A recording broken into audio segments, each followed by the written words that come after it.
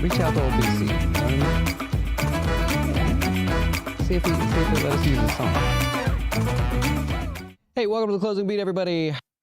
Hey, how you doing out there? All is good. Where the hell's the camera? It's way back there. Woo! Hope you had a good weekend and you are ready to roll. We are financial advisors here at Jazz Wealth, and appreciate you joining us here. We're all family here. We're trying a new slogan. Let our family be your family's advisor. Huh? I came up with that over the weekend. I was like, you know what? It's a little corny, but it's like, you know, it's a grown-up slogan kind of thing. So hope you enjoy it. I may test that out a couple times, so now you know where it's coming from. More importantly, as for the stock market this week, it's Fed week. What a busy week we have ahead of us here. I hope you are paying attention. Now, don't mistake busy for, oh my God, there's potential chaos. Don't do that. You drive yourself crazy.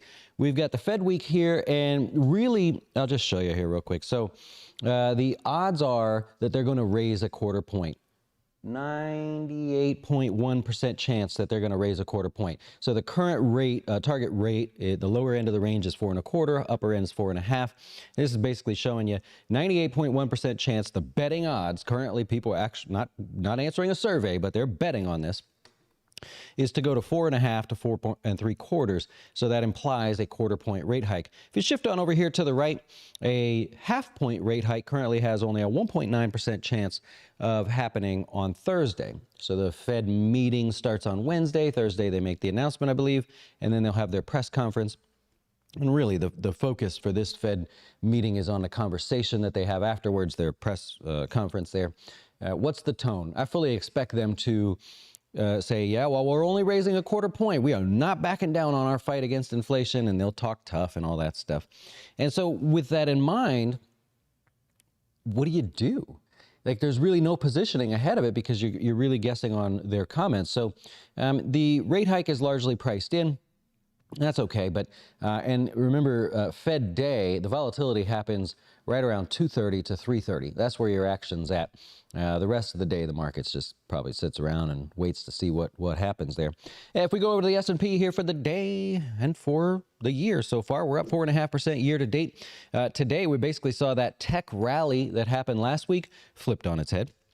All the rallies in the S&P sold off very quickly. If we use a 5-minute chart, here is the beginning of the day. Oh, no, sorry. Here, that's pre-market right in here. Here's the beginning of the day. Any attempt for the market to rally, sold off. Market rally, sell off. Little rally, sold off. Bigger rally, sold off. Slightly bigger one, sold off. Attempt to put in a bottom. That worked, and then the market just closed.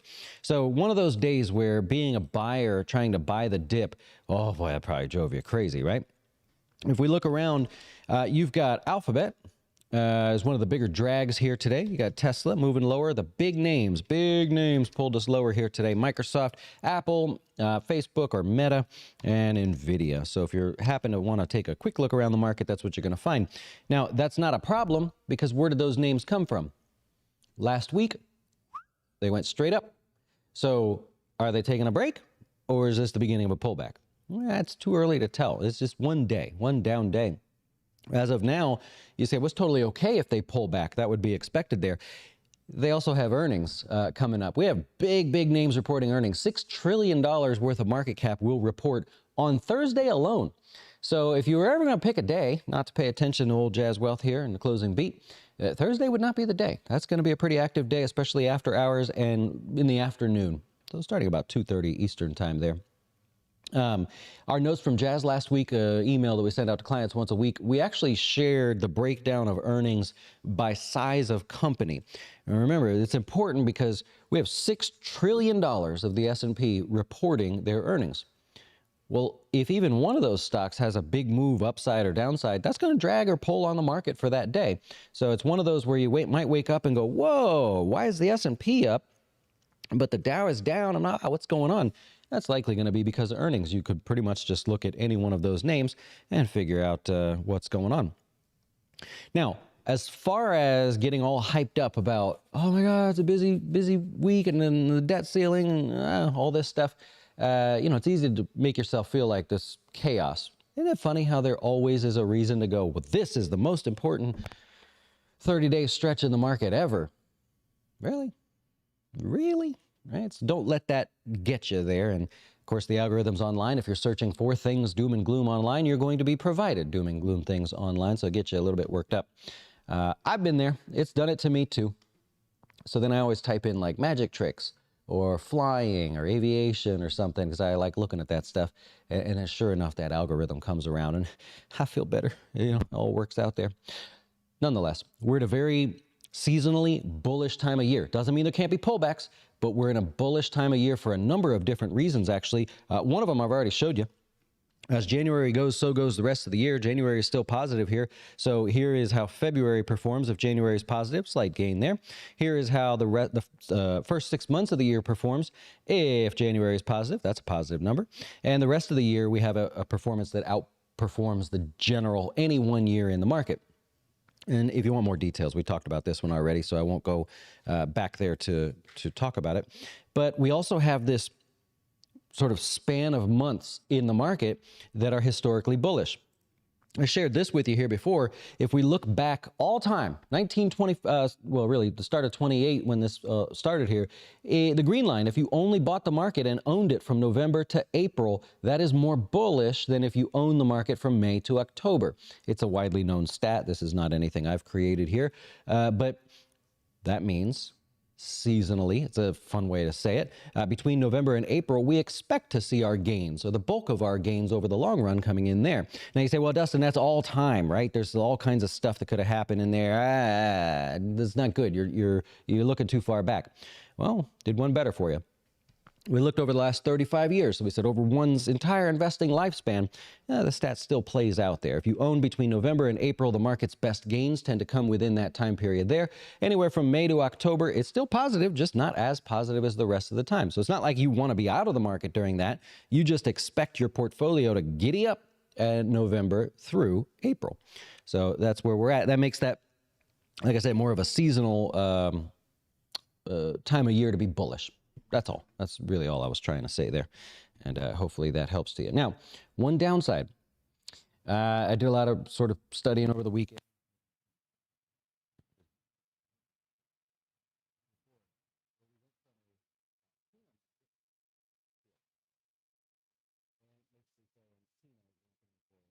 Is no alternative to there are other alternatives, right? And so if you look, here's kind of a cool thing. Now, it wasn't cool at the time, but if you look at the end of 2020, if you said, oh, I want to have some kind of higher yield, where'd you go?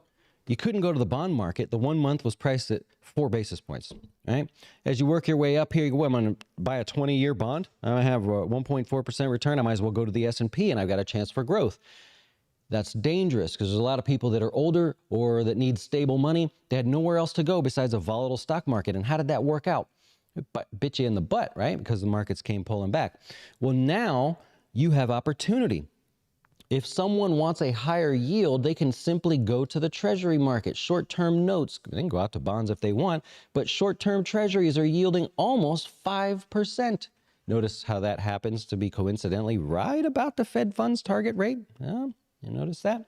Anyways, so now there are people that say, I don't have to be in the stock market. The market scares me right now and I want some safe money. I could go over to bonds and not trade them, theoretically, and I could end up with a higher yield by many multiples than the stock market. What does that mean? That means money comes out, Right? It means only the speculative growth money stays in the market. There are literally trillions of dollars that can now go move back into the bond market.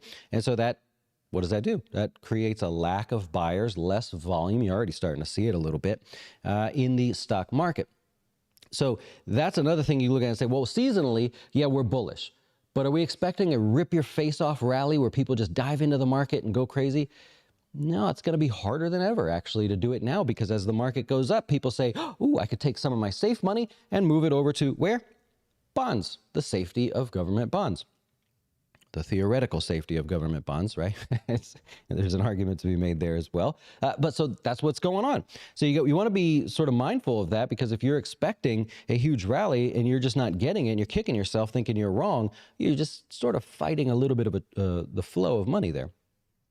All right, if we look at the NASDAQ's up 9% year to date, almost back above the 200-day moving average. I thought, well, 9%, that seems like a large number for 1 month. Is it a large number? You can actually look in the research site if you'd like. Turns out that number is large. The biggest gain in a January happened in 2001. That's good news and bad news. It was 12.2%. The trouble with that was during the dot-com rally, a little bit of a recovery during that time. Ultimately, the stock market fell another 30%. Well, the NASDAQ fell another 30% there. So let's hope that's not happening here. So the good news is, yeah, you can have strong gains in January in the NASDAQ, and that's okay. Bad news is our comparison of the one that set the record there was really just a relief rally before the bottom fell out, right? So if you're one of those people waiting for the bottom to fall out of the market, it's a chance. There's a chance. And if you're using the research site to do that, you can join jazzwealth.com/research if you're interested. But if you're going to use it, you got to use the Qs, QQQ. That'll help you go back and look at any NASDAQ as an index, if that's what you want to look at there. Okay, moving on. Back to the charts. Dow down 237 today, mostly just consolidating. Haven't talked about that too much. Gold holding its own. I'll give it that, man. Gold has been pretty stubborn for the last year and a half. And it's holding its own up here. Refuses to pull back at the moment. You got crude oil pulling back ever so slightly, hanging out near the bottom of the range. There's a lot of people trying to buy that bottom because basically every analyst at this point, besides like the old SunTrust guys, believe that oil is going to be much higher priced this year. And well, so far they're not getting it. So you got a lot of people looking at that and I'm going to try to buy the dip, and it's just not working. If you look at the bond market, that is mostly dead until Thursday, but it is in the stabilizing kind of a range here. Remember the volatility we had? Look, all that throughout the year. Biggest move in bonds ever, and now we're starting to consolidate. See how we're getting a little bit of a break, and that's to be expected. That's good news there, and also gives you a little bit of confidence if you're going to move money over to the bond market there. It is good for the longer-term investors, the retirees, the early-term target date funds. But, you know, other than that, a little bit boring, and you expect it to stay. See the range? Very, very tight, small range for the day. Friday the same, Thursday the same, Wednesday the same. You expect to see that continue through the end of the Fed rate announcement there. What else do we got here? Year-to-date performance. So I was talking about this last week, and I got Cody to mock up a chart and show it visually. All right, so let's pop over here. Here is year-to-date performance of every sector, and then over here we included the S&P, which is down a little bit more because of today's drop. But this is what we found so interesting last week. Tech and communication services and consumer discretionary being the best performing sectors. Isn't the market or the economy supposed to be weakening? Isn't growth supposed to be weakening? Aren't margins supposed to be tightening? Why would we invest in this stuff? It seems like an awfully risky thing to do. Is it the FOMO trade happening there where it got a little bounce and people said, oh, I don't want to miss it. Let me get in. Could be. You might pay for that, though. But one of the things I found interesting was down here at the bottom, the recession sectors. Consumer staples, your Pepsis, your alcohols, tobaccos, things like that. Utilities, stocks that, well, they struggle in higher rate environments, but this is not technically a higher rate environment. It's just in the short term higher than it was before. They're supposed to be doing well. People want the safety of the utility dividends there. Healthcare tends to do well also because you're going to still get sick, right? In its most general sort of form, you're still going to get sick, break your ankle, get in car accidents, whatever. They're still going to be there, and they have great margins, so that's where you run. And so anyways, fascinating that these are pulling back. So you could look at it and say, I want to go with the tech stuff. Looks like we're recovering here. All is good. They're laying off people left and right. Margins are going to be strong again. Or you could say, I think this seems a little bit odd. I feel like this is where I should be. And because it's discounted, I've got a chance to add a little bit of that.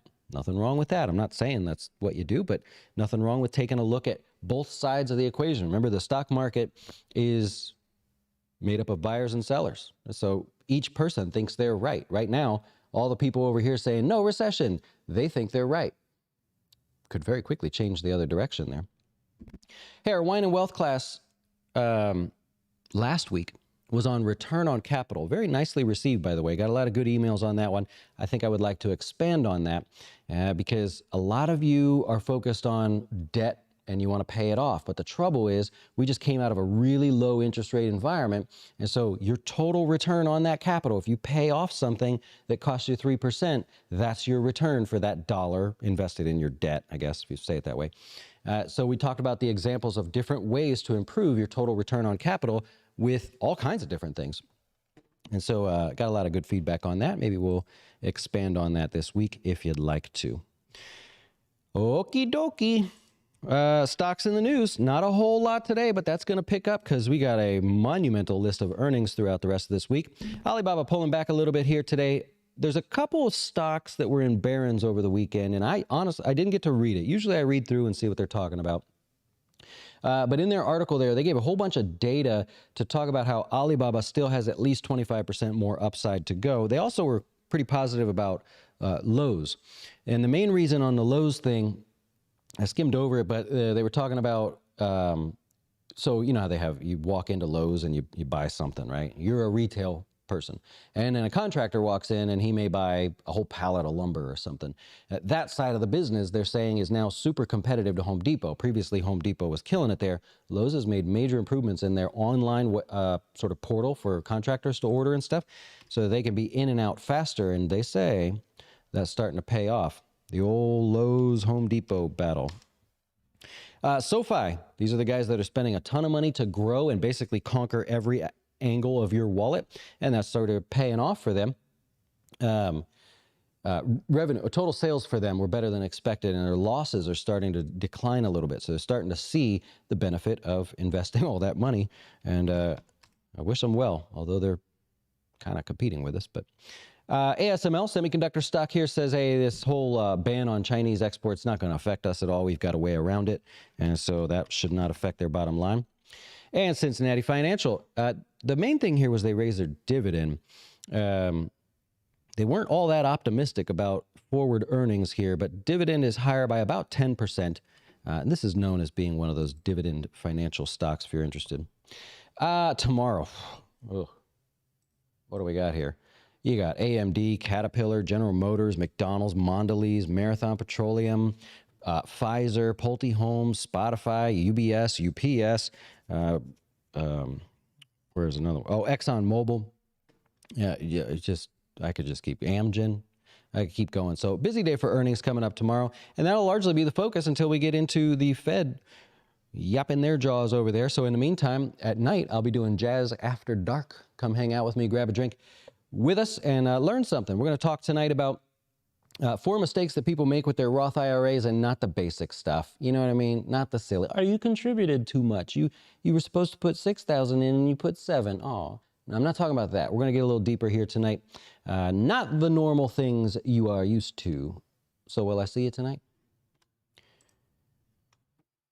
I think you'll see me tonight. Come hang out with me. Even if it's a glass of water, it's all good. You know what I mean? Come relax with your boy. All right, I will pop this out here and try to answer some questions if I can. And sometimes I can't, you know what I mean? Sometimes I don't know the answer. Yeah. Okay, here we go. Where are we going here? So let's see what we got. Not going to come hang out with me? Oh. Dustin, for the research site, could you consider to roll out a backtest feature using moving average and what the P&L would look like? No. And the reason for that is it's not really our focus, first of all, but there's already great stuff you can use out there. And I venture to guess it's probably in the same ballpark, probably cheaper. You know, if you just want to do back testing, your platform, if you're using any other platform besides Robinhood, you should be able to do all that as a part of your brokerage account. You have a covered call on Cardinal, expires this week at 80. Oh. Now, why do you say fingers crossed? Do you want to get out? You want this to be called away? Oh, no, fingers crossed it doesn't happen. I see what you're saying. Yeah, well, you have the beauty of the market being sort of extended there. Unfortunately, this is one of the stronger names in the healthcare space, but so yeah, fingers crossed. Grateful. I like drinking water too. I made it a point to drink a little bit more water today. You know what I mean? You got to stay healthy. Thoughts on Bed Bath & Beyond? I want nothing to do with that.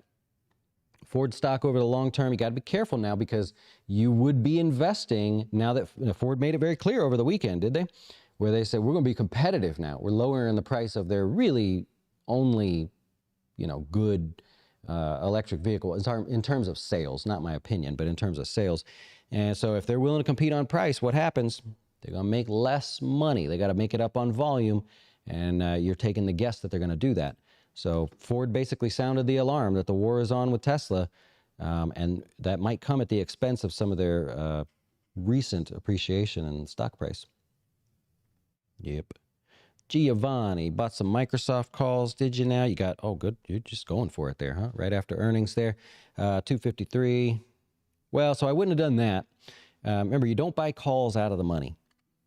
And I know you're just playing for, 2 weeks or something there.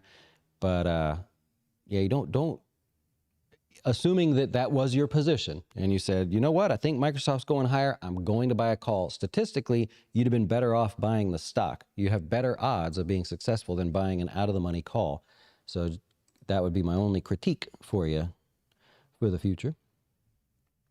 Yeah. Post for the company's Inflation Reduction Act. Oh, I could probably do that tonight.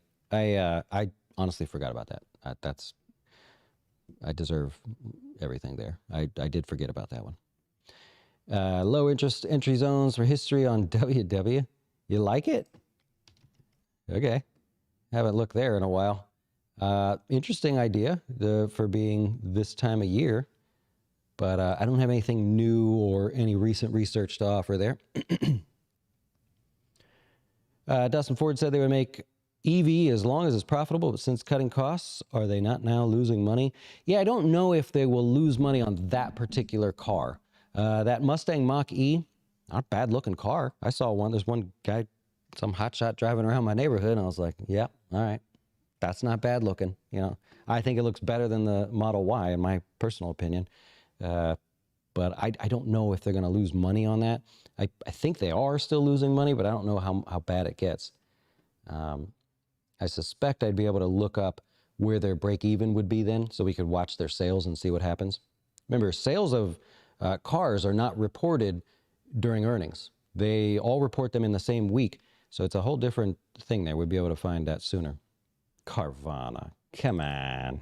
I really do wish them the best. I love the model, but come on, what are we doing here? What are we doing here? They have more debt, quite a bit more debt than their entire worth of their company if they were able to sell every single asset for 80% off.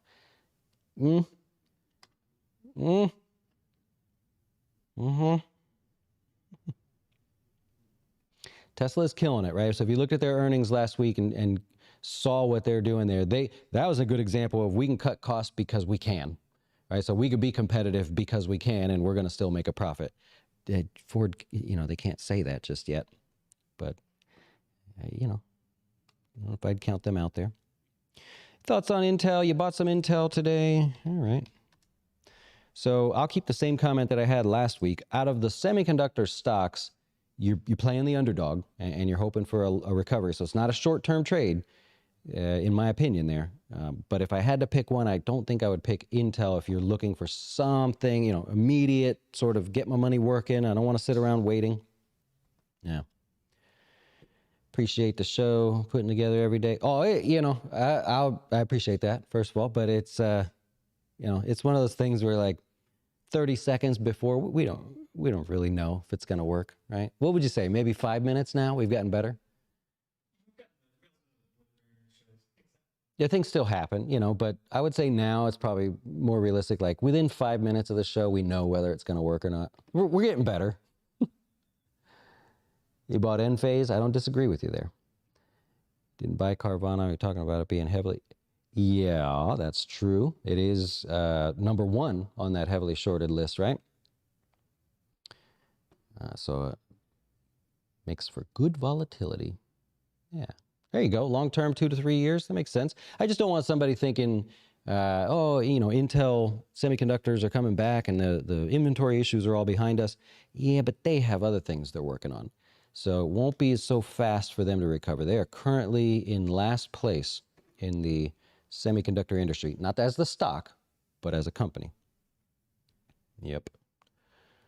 And Grinding retires, doing this. He's like, I'm in, right? I like betting on underdogs. It's just, is now the time? I don't know if now's the time. You know what I mean? But I do like betting on the contrarian type plays. That's one of my favorite. All right. I think we did what we're going to do. Hope you learned something today.